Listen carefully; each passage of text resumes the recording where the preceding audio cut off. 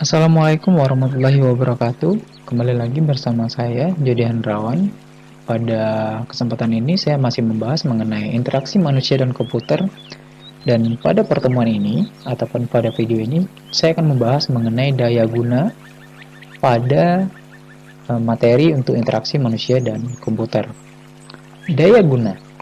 Daya guna adalah tingkat produk dapat digunakan yang ditetapkan oleh user untuk mencapai tujuan secara efektif dan tingkat kepuasan dalam penggunaannya. Jadi daya guna ini merupakan salah satu faktor yang digunakan untuk mengukur sejauh mana penerimaan penggunaan terhadap sebuah sistem, dan ukuran daya guna suatu sistem adalah sesuatu yang subjektif. Nah, menurut ISO, pada daya guna adalah tingkat produk yang dapat digunakan atau yang ditetapkan oleh user mencapai tujuan secara efektif dan tingkat kepuasan dalam menggunakan ISO. Kemudian daya guna itu juga terdiri dari efektivitas, efisiensi, dan kepuasan. Jadi ini standar untuk mengukur daya guna. Efektivitas itu ketelitian dan kelengkapan di mana user mencapai suatu tujuan. Efisiensi adalah sumber daya pembelajaran dalam hubungannya dengan ketelitian dan kelengkapan untuk user. Sedangkan kepuasan itu bebas dari ketidaknyamanan dan sikap positif dalam menggunakan produk.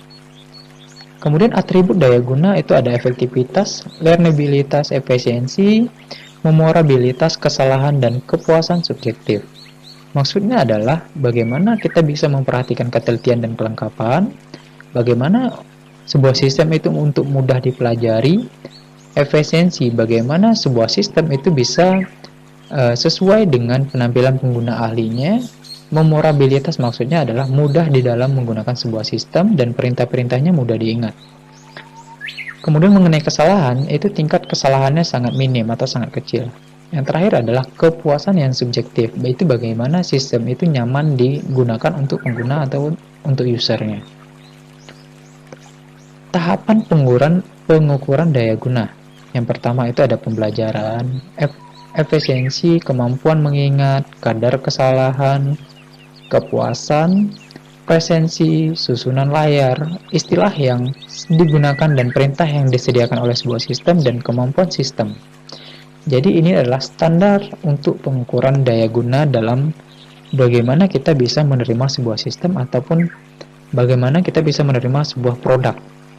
Atau dalam arti kata dalam di sini kita bagaimana berinteraksi antara manusia ataupun brainware dengan komputernya ataupun dengan perangkatnya. Bagaimana kita mudah untuk belajar, bagaimana sebuah sistem tersebut mampu mengefisienkan waktu kita, kemudian bagaimana kita bisa mengingat apa saja yang ada di sebuah sistem tersebut dan kadar kesalahan dari sistem tersebut, bagaimana kita bisa mengukur tingkat kepuasan kita terhadap sistem yang sudah kita gunakan, presentasinya bagaimana sebuah sistem bisa memberikan feedbacknya, susunan layar bagaimana, ketersediaan sebuah sistem bisa memenuhi kebutuhan kita, dan istilah-istilah yang akan dimunculkan sebagai media untuk berkomunikasi dengan kita dan kemampuan sistem tersebut sesuai dengan kinerja yang kita inginkan. Jadi ini adalah tahapan pengukuran daya guna. Daya guna heuristik. Terdapat 10 prinsip sebenarnya dalam daya guna heuristik menurut Payer dan Sudarmawan dan Arius. Di antaranya yang pertama dialog yang sederhana dan alami. Jadi setiap daya guna atau dalam sebuah sistem itu harus menghindari perintah-perintah yang tidak perlu. Jadi dialognya itu cukup sederhana sehingga mudah dimengerti oleh penggunanya. Berbicara dengan bahasa user, maksudnya di sini adalah dialog seharusnya menggunakan bahasa yang dia pahami. Misalnya kalau kita orang Indonesia, ya silakan gunakan perintah-perintah dan bahasa-bahasa pada sebuah sistem itu yang menggunakan bahasa Indonesia, jadi mudah untuk dipahami sebagai bahasa usernya. Kemudian mengurangi beban ingatan user. Jadi user tidak seharusnya dibebani dengan mengingat ataupun menghafal pada sebuah instruksi atau berinisiasi dengan sebuah sistem yang harus banyak dipelajari. Jadi kurangilah memilih sebuah sistem yang banyak membebani untuk diingat.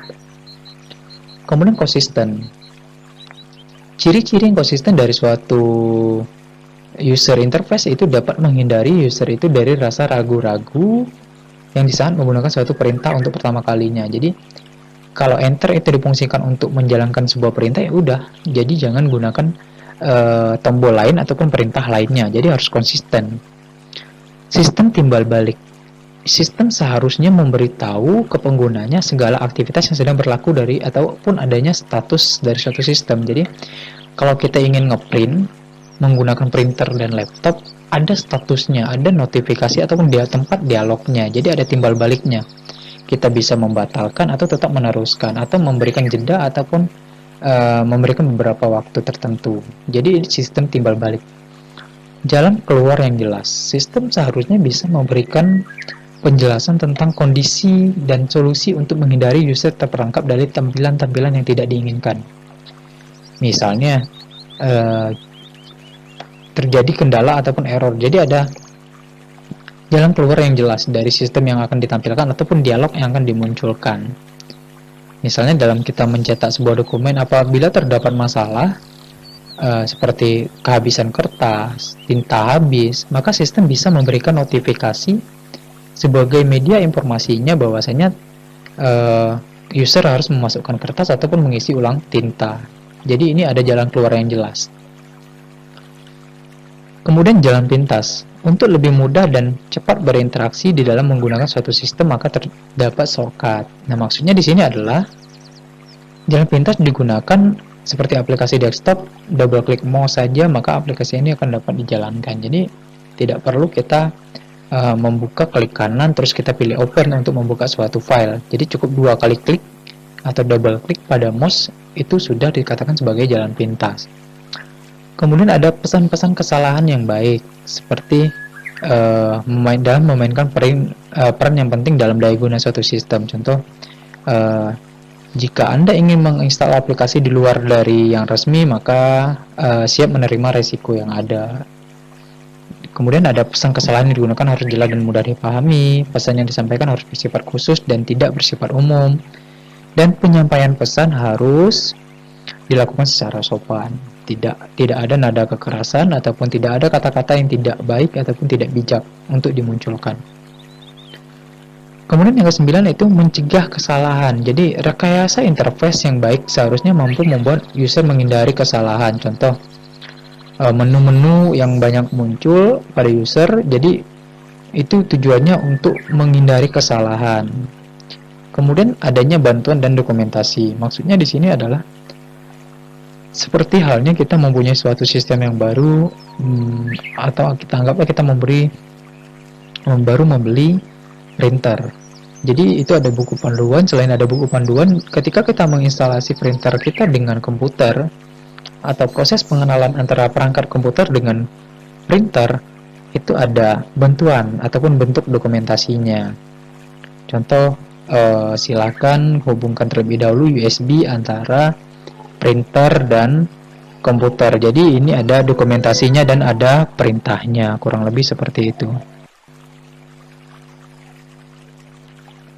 Kemudian ada teknik daya guna siklus hidup. Maksudnya di sini adalah kita memiliki beberapa elemen-elemen.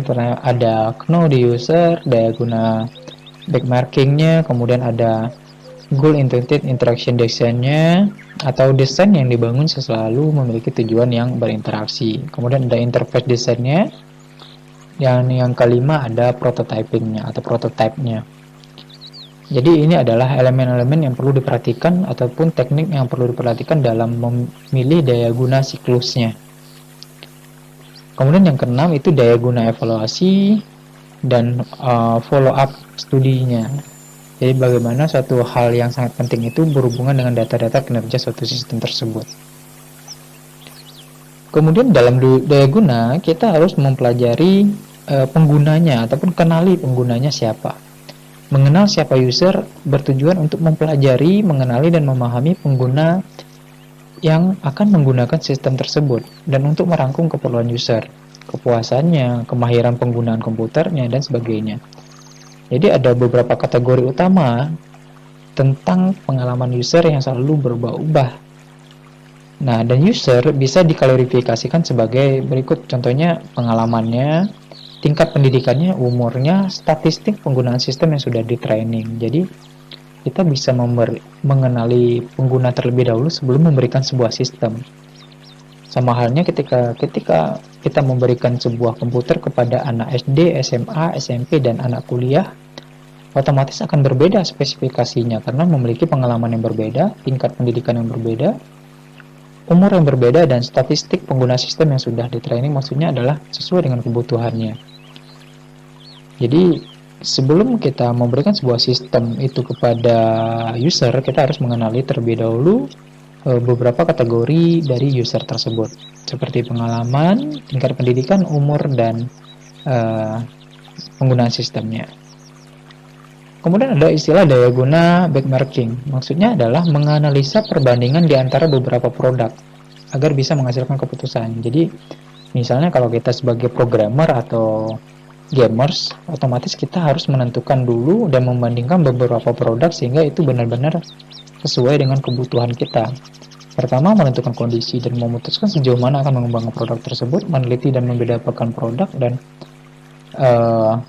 intelijensi maksudnya browsing dan ide dari sistem pesaing. Jadi kita harus bisa memperhatikan daya guna benchmarkingnya.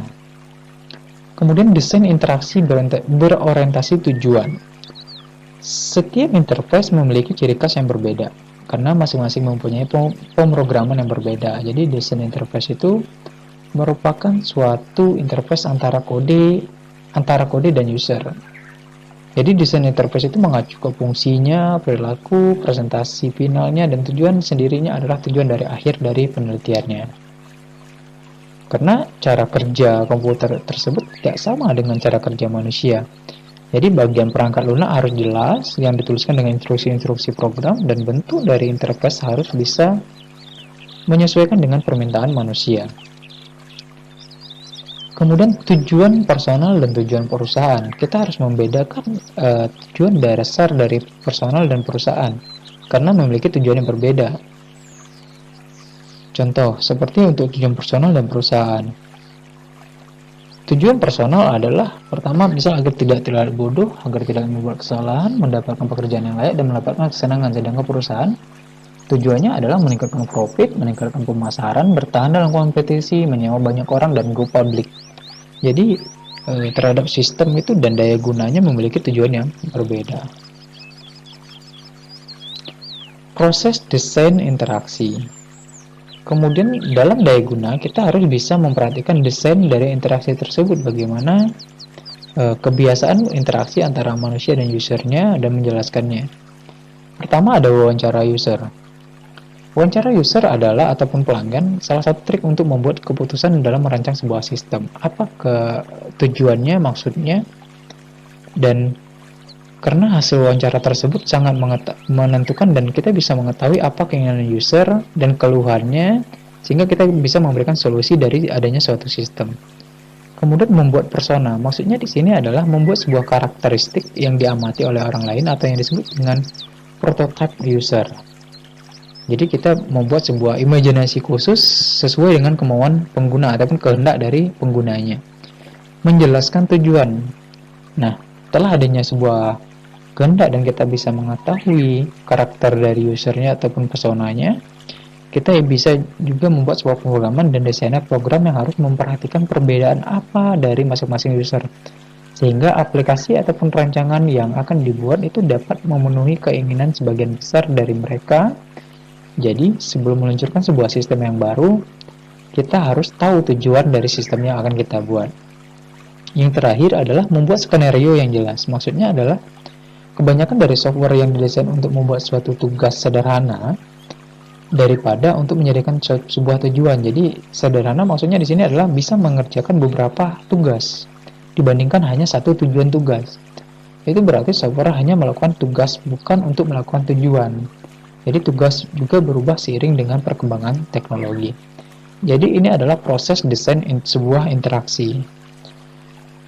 Oke, sekian penjelasan saya mengenai daya guna pada materi interaksi manusia dan komputer. Semoga bermanfaat dan berguna dan bisa menambah wawasan Anda. Sekian dari saya tutup. Assalamualaikum warahmatullahi wabarakatuh.